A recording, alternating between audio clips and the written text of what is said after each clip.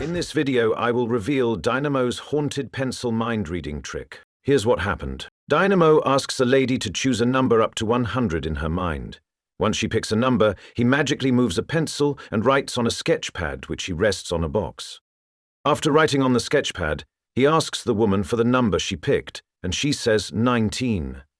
When he picks up the sketch pad and shows it to the audience, it turns out to be the exact number chosen by the lady. Well, how did he perform this trick?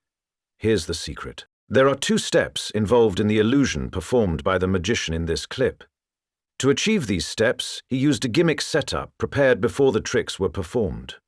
The first step was getting the pencil to levitate, which he did using invisible strings. While the pencil lies on the table beside the square box, a wire is connected to both of its ends. From one end of the pencil, the wire is passed above the box and through a hole in the box, eventually going behind the table. The other end of the pencil is connected to a string that's attached to a fixed point to keep the pencil at a certain height once it's levitated. This fixed end is a rectangular box that can be seen at the end of the table, opposite the aforementioned box. Since the end of the wire connected to the rectangular box is fixed, it can't be manipulated. Also, the wire isn't connected to the bottom of the box but to the middle, allowing the pencil to levitate off the table at a specific height. Additionally, the string passed through the square box and behind the table. It's connected to the magician's leg. Hence, once he pulls his foot backward, the pencil levitates. To confirm that the magician used logic rather than mystical powers for his trick, you'll notice a few things. Firstly, when the pencil initially moves, it slides horizontally on the table. Once there is tension in the wire connected to the fixed end, the opposite end of the pencil levitates. Although the pencil appears to be moving as if it's writing on the sketch pad, it isn't. This motion occurs because the magician moves his foot.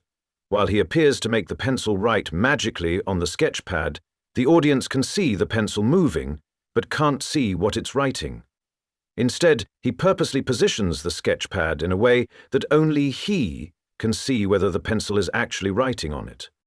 He did this because he didn't want the audience to notice that the pencil wasn't writing on the sketch pad. The second step of the illusion is how the magician guessed the right number to write on the sketch pad. To achieve this, he used a thumb tip writer, also known as a swami writer, which has a pen tip on it to write the number on the sketch pad without being detected. He did this when he held the sketch pad in his hands facing himself and asked the lady the number she chose. You'll notice that he holds the sketch pad with his left hand, which means the thumb tip writer is worn on his left thumb. Furthermore, you can see that the number is written near the top left corner, since that was the area of the pad closest to his left thumb. Behind this mask, only the truth remains till we meet again.